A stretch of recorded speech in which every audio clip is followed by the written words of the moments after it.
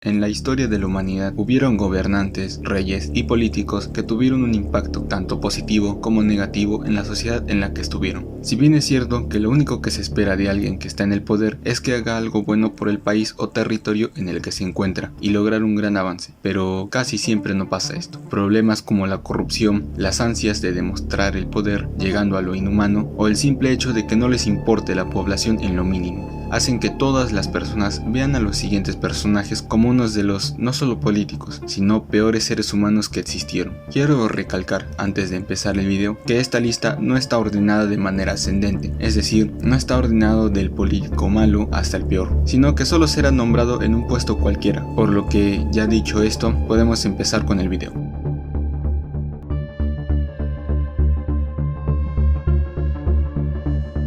Iniciamos la lista con un personaje que, si bien no tuvo el cargo principal, jugó un rol muy importante en la Revolución Francesa. María Antonieta era, por lejos, una de las reinas más odiadas por su propio pueblo. Antes de entrar en matrimonio con el próximo rey de Francia, Luis XVI, era princesa de Austria, aunque tuvo que ser casada con el mismo Luis para intentar resolver problemas dinásticos, pasando a ser la reina consorte. Esto no sirvió de mucho, ya que, dentro de Francia, se vivía una gran crisis llegando hasta la más absoluta miseria y mucho resentimiento de la población hacia la corona. María tampoco era una persona que se caracterizaba por ver el interés de su reino, ya que ella se rodeaba del alto élite, con lujos extravagantes, con una actitud muy imprudente y, si eso no fuera suficiente, tenía la pésima costumbre de despilfarrar el dinero en grandes banquetes que solo reyes podían darse el lujo de hacerlas, y siempre a la vista de las personas hambrientas, quienes solo podían ver cerca desde afuera, aunque ni eso, ya que eran expulsados de allí inmediatamente. Los franceses siempre pensaban que la reina, al ser de Austria, primero velaba los intereses de su tierra, el imperio austríaco, y dejaba de lado los intereses de la población, cosa por el cual mucha gente no lo pensó más y se rebeló, iniciando así la Revolución Francesa. Tanto Luis XVI como María Antonieta no podían comprender lo que se avecinaba, pero cuando lo entendieron fue demasiado tarde. Trataron de escapar lo más lejos de París, sin éxito alguno, siendo encarcelados y posteriormente ejecutados por medio de la guillotina, acabando de esta manera con la reina más odiada de Francia y, como no, dando fin a la Edad Moderna.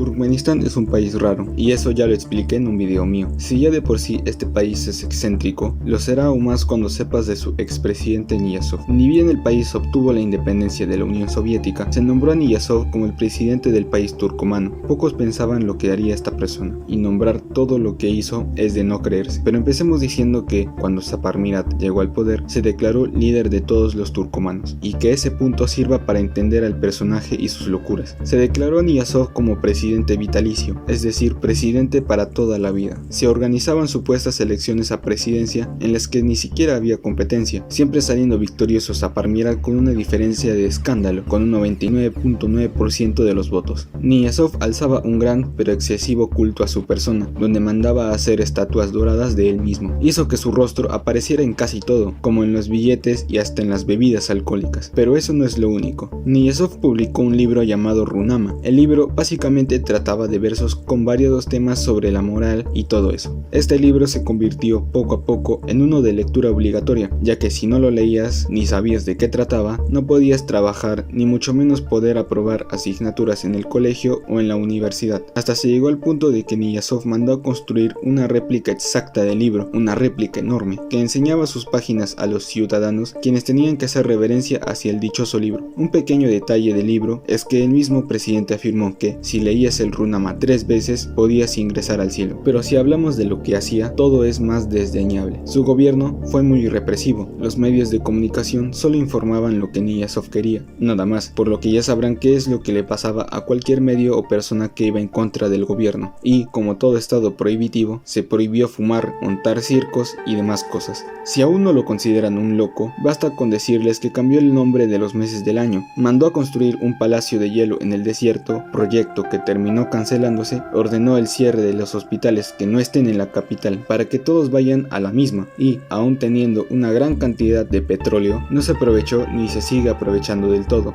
Muchas locuras estaban por venir, pero Niyazov no continuó más, falleciendo en 2006 y dejando su poder a un dentista.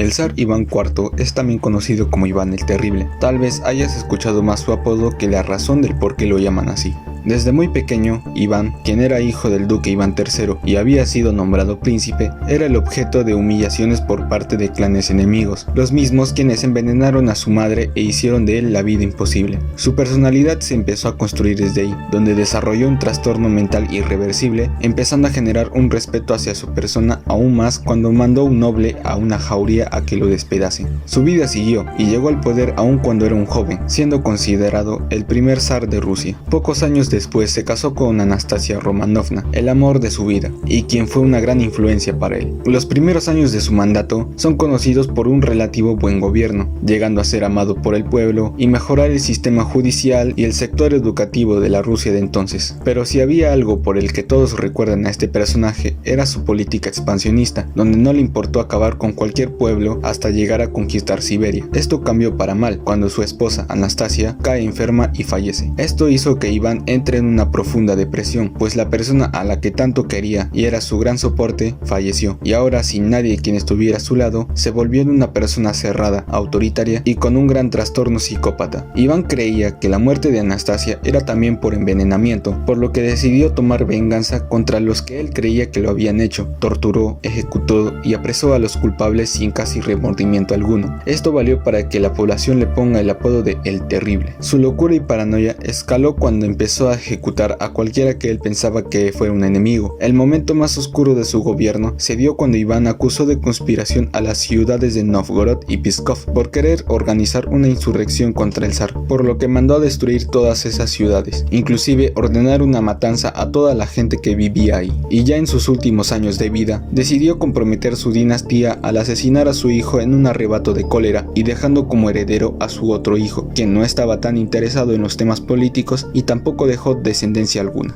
Ahora se entiende por qué el apodo de El Terrible.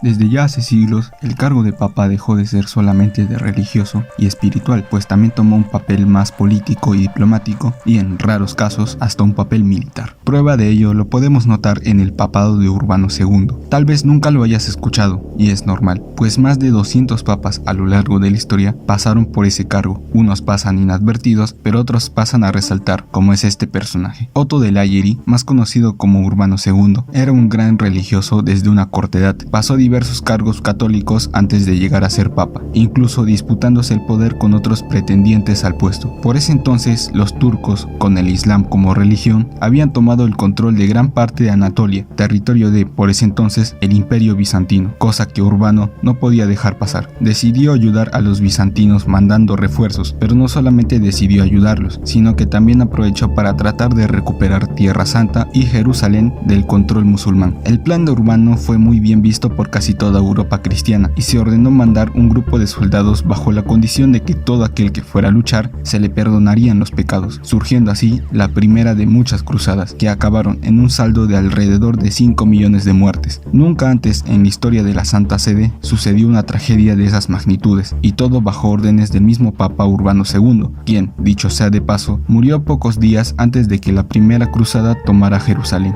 Tal parece que el quinto mandamiento no estaba escrito en ese momento.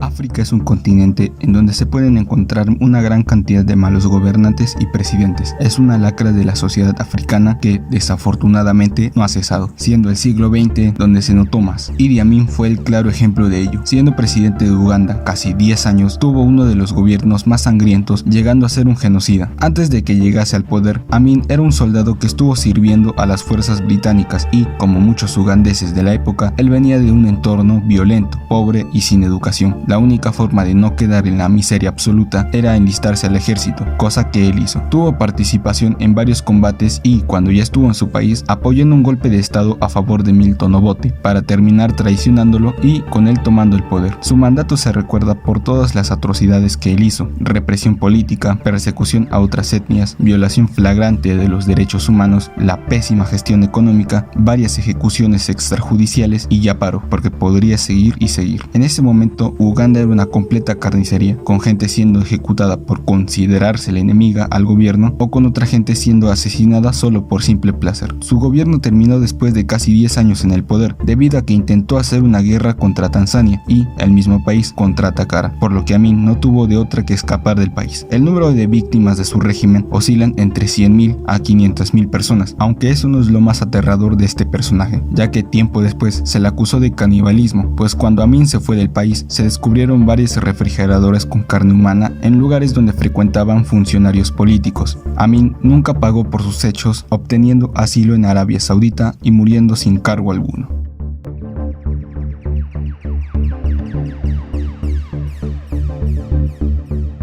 Irak se caracteriza por ser un país muy convulso, políticamente hablando. Saddam Hussein se puede adjudicar el hecho de que hizo y deshizo lo que sea en su país sin culpa alguna. Mucho se dice que su persona se moldeó desde niño, donde adoptó un pensamiento retorcido por el ambiente hostil donde vivía. Cuando aún era joven, Saddam intentó perpetrar un atentado para asesinar al primer ministro iraquí de ese entonces, pero fracasó en el intento, razón por el cual tuvo que escapar a Siria. Pasaba el tiempo y su influencia iba en aumento, escalando en puestos cada vez más altos dentro del partido en el que estaba. Esto le valió para poder alcanzar la presidencia. Ya estando en el poder, Saddam intentó eliminar a cualquiera que él veía como enemigo. Se le consideraba como uno de los hombres más poderosos del país y de todo el mundo árabe, permaneciendo en el poder por mucho tiempo. No le tembló la mano para organizar una purga dentro del partido en el que militaba, y si es que sucedía alguna manifestación u oposición, no tenía reparos en usar gases tóxicos. Sucesos como la tortura de los traidores eran televisados hacia la población para que pudieran saber qué es lo que les pasaba a los que lo intentaban traicionar. A inicios de la década de los 80, Saddam ordena atacar Irán, específicamente porque temía que la revolución de corte religiosa que pasaba ahí se expandiera hacia Irak, el cual era un país laico, además de tratar de aprovechar ese momento crítico que Irán pasaba para atacar su costa, rica en petróleo. Esa no era la única guerra en la que estaría envuelto. La guerra que tuvo contra Irán fue catastrófica para Irak, porque además de no obtener lo que se propuso en un inicio, no tenía recursos con que sostenerse, por lo que se propuso invadir el país vecino Kuwait, un país con una vasta cantidad de petróleo, resultando en éxito para Saddam, anexionándose el territorio vecino y que le permitió controlar una gran reserva petrolera. Pero no duró mucho tiempo, ya que terminó siendo derrotado por una coalición encabezada por los Estados Unidos. El país ya pasaba una gran miseria y, para empeorarlo todo, sufrió duras sanciones económicas. Era 2001 y, después del trágico día de la caída de un par de edificios, Estados Unidos decidió invadir el país por sus vínculos con el terrorismo y, de paso, incluirlo en su lista de los ejes del mal. Saddam escapó al saber esto, pero las fuerzas americanas lo atraparon después de 2 años, en 2003. Tuvieron que pasar 3 años para que se sentenciara la condena, pena de muerte en la horca. Víctimas alrededor de 300.000.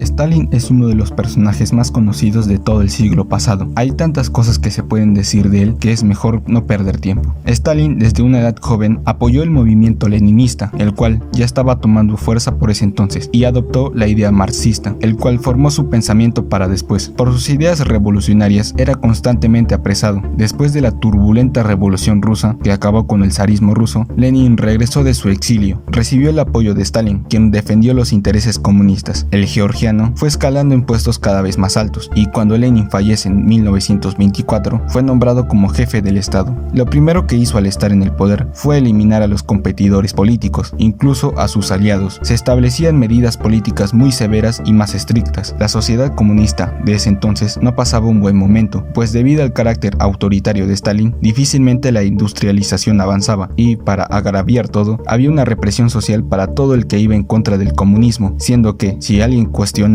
o cometía un delito, era mandado a los tristemente conocidos gulags. Por esos años, Stalin empezó con una política de colectivización y expropiación de terrenos para la agricultura. Estos terrenos eran dados a los agricultores colectivos, con el detalle de que tenían que cumplir con una alta cuota, por lo que no muchos aceptaron, reduciendo drásticamente la producción, pero aún con una cuota que deber, por lo que el gobierno mandó recoger todo lo que se había cosechado en las repúblicas soviéticas, aun si no quedaba nada para la población. La república exsoviética Soviética que más sufrió fue Ucrania, con el terrible Holodomor. Como todo dictador, también inició un excesivo culto a su personalidad. Los años pasaban y la Segunda Guerra Mundial era un hecho. La Unión Soviética de Stalin ya se había adelantado a ello, firmando el pacto Ribbentrop-Molotov con la Alemania nazi, un pacto de no agresión con el agregado de dividirse el territorio polaco. Con el transcurrir de la guerra, Alemania decidió romper el pacto de no agresión y atacó la Unión Soviética. Este ataque tomó por sorpresa a Stalin, quien tuvo que atacar con lo que tenía. No pudo hacer mucho más que resistir y esperar hasta que el invierno soviético haga lo suyo. Por suerte, los alemanes no llegaron hasta Moscú, por lo que, cuando acabó la guerra, fue visto como un héroe. Pocos años después comenzó la Guerra Fría, momento donde Stalin tomó una postura antioccidental, enfrentándose a los Estados Unidos de manera indirecta, aunque no vivió mucho tiempo para ver el desarrollo de la Guerra Fría, falleciendo en 1953, recordado en la mayoría de Rusia como un héroe, siendo alguien que se llevó las vidas de millones de personas.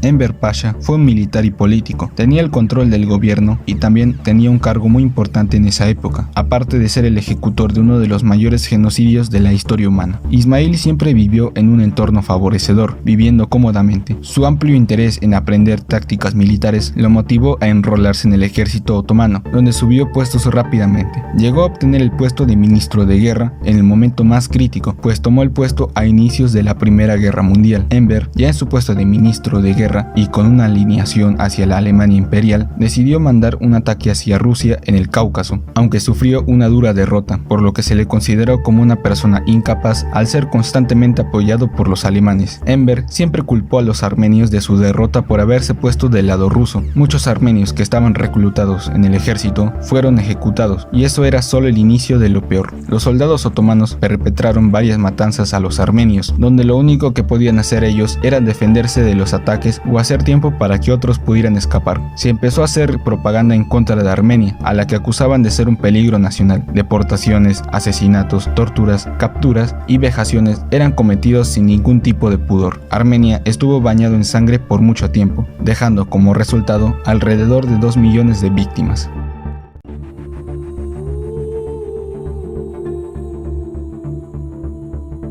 Mao Zedong fue uno de los políticos más importantes, no solo de China, sino de toda la historia, pero que esto no se confunda, porque detrás de él hubieron millones de víctimas.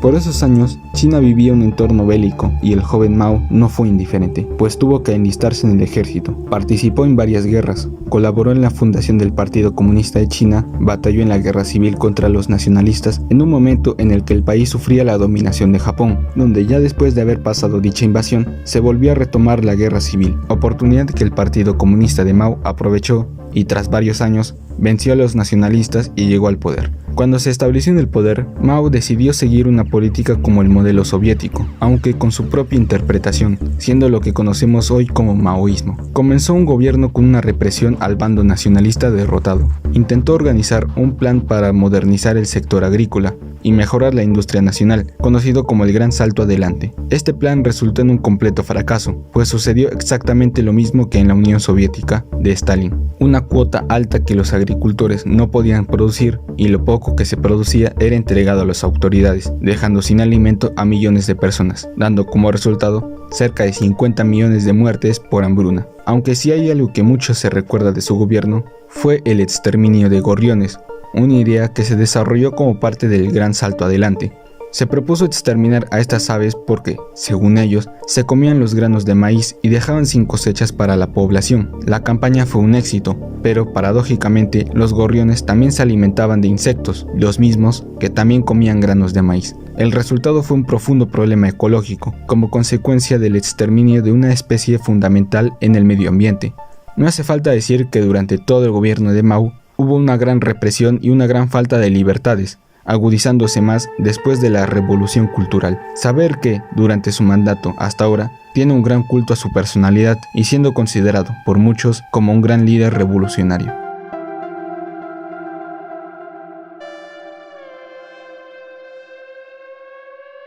Si hubo alguien que aterró a todo un pueblo africano y no recibir castigo alguno, ese sería Leopoldo II. Tal vez no haya cometido matanzas dentro de su país, Bélgica, pero lo que hizo en el Congo es algo indescriptible. Por ese entonces, Europa se dividía el territorio africano en la conocida Conferencia de Berlín, En dicha conferencia, a Bélgica se le otorgó la soberanía del Congo, territorio actualmente conocido como la R de Congo, por lo que pasó a ocuparla, no sin antes comprometerse a que mejorarían la vida de los habitantes congoleños. Como ya estarán imaginando, Leopoldo II ignoró totalmente este compromiso, pues él ya estaba enfocado en amasar una gran fortuna con los recursos naturales que habían en su nueva colonia, por lo que, para lograr ello, decidió industrializar la colonia y ya de paso establecer bases militares para su propósito. Aunque es aquí donde todo se torna oscuro, ya que para extraer los recursos minerales usaron a los mismos habitantes congoleños, a quienes los esclavizó y los mandó a trabajar a la fuerza. No había excepción alguna, sea anciano, discapacitado, mujer o niño, todos iban a trabajar sin descanso y sin alimento, muriendo muchos por hambruna. Si una persona no trataba de cooperar con la extracción, se les eran amputadas las manos y, si eso ya no fuera aterrador, si había alguien que había resultado herido en medio del trabajo y tenía que ser atendido, simplemente se lo ejecutaba y lo cambiaban por otro. Este genocidio siguió por varios años y lustros, acabando con la vida de más de 10 millones de congoleños. La historia nos dejó constancia de que, a pesar de que Leopoldo II cometió un gran genocidio, se fue del mundo sin recibir una condena por toda la barbarie que cometió.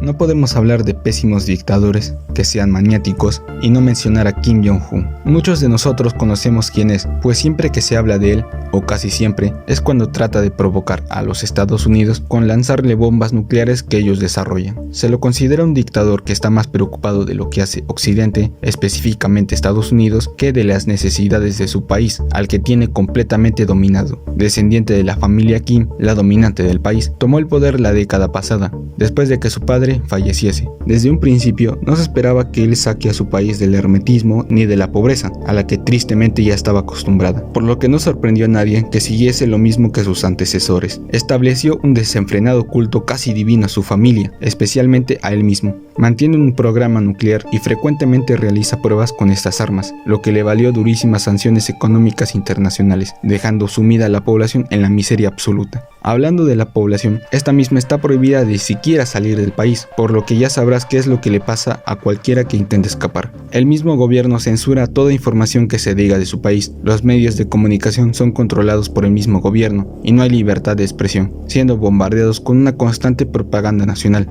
El internet está prohibido para la población que es constantemente vigilada por el ejército. Y si lo anterior les parece poco, en el país existe un sistema de castas, el cual premia a los leales al gobierno con los derechos más básicos y con la posibilidad de vivir en la capital, Pyongyang, mientras que a los llamados hostiles se les da un trato pésimo y sufren un constante abuso. Ya ni hablemos de lo duro que fue la pandemia para este país, el cual dizque no reportaba caso alguno, a pesar de estar literalmente al lado de China. Un país en el que si no haces reverencia al líder, un líder que se preocupa más por crear bombas nucleares que atender a la población, termina siendo silenciado. Y pensar que el gobierno hace pasar como democrático al país. ¿Hace falta que diga que reprime a cualquiera que esté en contra de él? No, creo que no.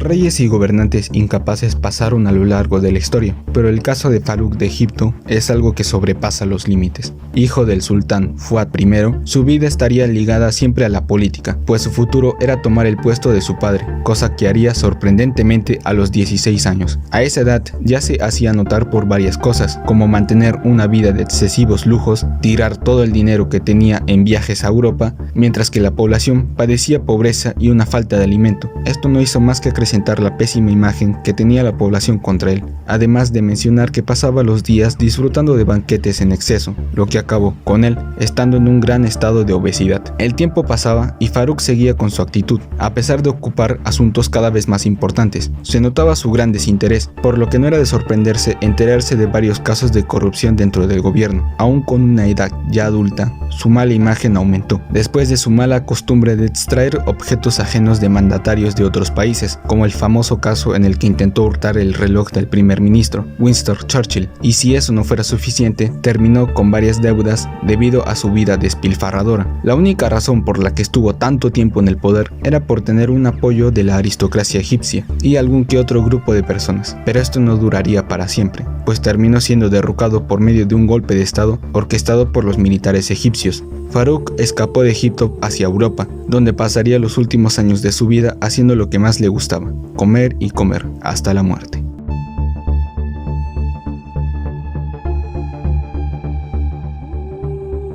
Roma vio pasar incontables emperadores locos y desquiciados. Para muchos historiadores, determinar quién fue el más cruel de ellos es algo complicado, aunque sí hubo uno de ellos en que la mayoría está de acuerdo, es Nerón. Considerado uno de los emperadores más sanguinarios del Imperio Romano, tomó el poder cuando solo tenía 16 años. Si bien en un inicio su mandato se caracterizó por ser uno con un buen manejo de los asuntos del imperio, no tardaron en llegar los problemas. Después de haber mandado a asesinar a su propia madre por conspirar contra él e intentar colocar a otro en el trono, además de casi manipular la vida de Nerón, se volvió demente y paranoico, al punto de mandar al exilio o ya de plano ejecutar a cualquiera que osaba hablar mal de su persona, sin mencionar que llegó a asesinar a las 2 esposas que tenía. Si hay algo más que se recuerda de su gobierno, fue el gran incendio que sucedió en Roma. La gran urbe romana ardió en llamas durante casi una semana, destruyendo poblados enteros y resultando en una gran cantidad de víctimas mortales. Nerón, al percatarse del gran desastre que supuso el incendio, se le ocurrió la idea de mandar a construir un nuevo palacio. Ahí, en el mismo lugar que el fuego había despejado, se construyó un palacio con lujos como el oro y demás piedras preciosas, aunque para ello se necesitaron subir los impuestos de los pueblos. Esto hizo sospechar a gran cantidad de personas que Nerón era el culpable del incendio, pero el mismo Nerón acusó a los cristianos, que no eran pocos, ordenando su pronta tortura y ejecución, incluso convirtiendo esto en un espectáculo que todos podían ver en los coliseos romanos.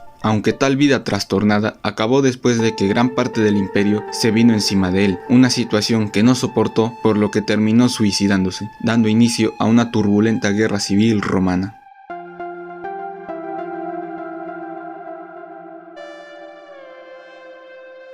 Es triste saber que muchos solo conozcan el país de Camboya como aquel lugar en donde estuvo en el poder el genocida Pol Pot, pero tristemente aquel personaje dejó una profunda huella en la historia, no solo de ese país, sino también de toda la edad contemporánea. Pol Pot, antes de llegar al poder, participó en la guerra civil camboyana entre comunistas y derechistas, siendo él un líder del bando comunista. La guerra dio como ganador a los Jemeres Rojos, los comunistas. Muchas personas vieron a Pol como alguien en quien poder esperar el gran cambio nacional. Lástima que esto no pasaría. Contar todo lo que Pol Pot hizo estando en el poder nos llevaría mucho tiempo, por lo que es mejor empezar cuanto antes. Primeramente, cabe decir que Pol tenía una inspiración en la China de Mao y en la Unión Soviética de Stalin, pero con ideales propios, considerándose muy extremista y antiderechista. No fue sorpresa por entonces que ordenara mandar a toda la población de las ciudades a los campos agrícolas, pues consideraba a las ciudades como un tema capitalista. Ordenó cerrar las farmacias y hospitales, alegando que los campesinos tenían la cura a todo mal, lo que terminó en muchos falleciendo. A toda persona que se le veía usando lentes se le podía considerar muerto, pues los lentes se interpretaban como un símbolo intelectual, algo que estaba en contra del gobierno. Si alguien cometía algo en contra del gobierno, era mandado a campos de concentración, donde no hace falta decir qué se les hacían a las personas que estaban ahí. Los Jemeres Rojos eran uno de los más sádicos, pues solo basta decir que no tuvieron remordimiento alguno como para asesinar bebés golpeándolos contra lo que sea. Camboya vivió una auténtica época de terror absoluto, pasando por un genocidio total, aunque no todo duró para siempre, pues Vietnam invadió el país debido a varios ataques que sufrían por parte de los Jemeres, lo que terminó con la expulsión de Pol Pot del poder, dando final a la peor época del país asiático. Pero, a pesar de ser el promotor del terrible genocidio, que se llevó la vida de más de 3 millones de camboyanos, jamás pagó por sus hechos, muriendo sin cargo alguno.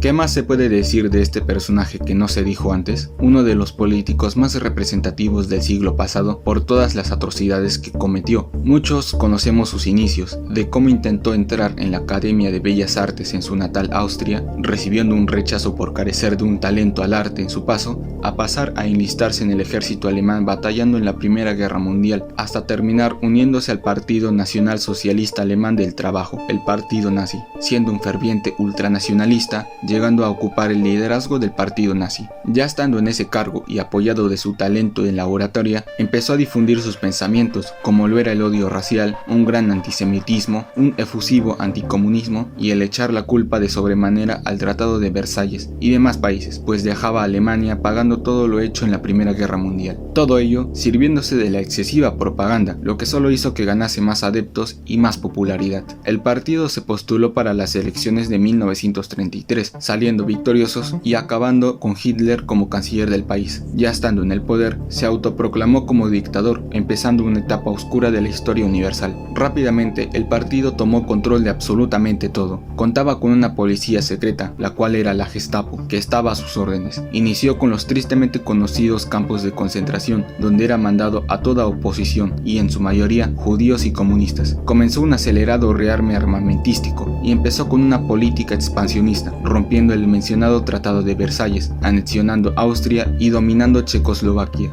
Antes de que empezaran las batallas más sangrientas, Hitler aprovechó en firmar un tratado de no agresión con Stalin, aparte de dividirse Polonia, terminando con la dominación de esta última. La Segunda Guerra Mundial había comenzado. Adolf siguió con su política expansionista, logrando invadir Dinamarca, Noruega, Holanda, Bélgica, Francia, dejando ahí un estado títere como la Francia de Vichy, hasta llegar a conquistar la península balcánica. Estuvo cerca de tomar el Reino Unido, pero no pudo con la Fuerza Aérea Británica, aunque su objetivo principal era invadir la Unión Soviética, empezando a atacar por todos los frentes, rompiendo el pacto que había entre ellos. Los soviéticos resistieron y esperaron a que el invierno haga lo suyo, siendo ese hecho un punto de inflexión, pues representó la lenta y progresiva caída del Führer y su plan. El ejército soviético empezó a contraatacar, llegando hasta la capital alemana, Berlín, donde tenían acorralado a Hitler, quien, antes de rendirse, decidió suicidarse. Murió sin ningún cargo y con la horrible cifra de 11 millones de personas siendo víctimas de los campos de concentración, eso sin contar las millones de personas que fueron víctimas por la guerra.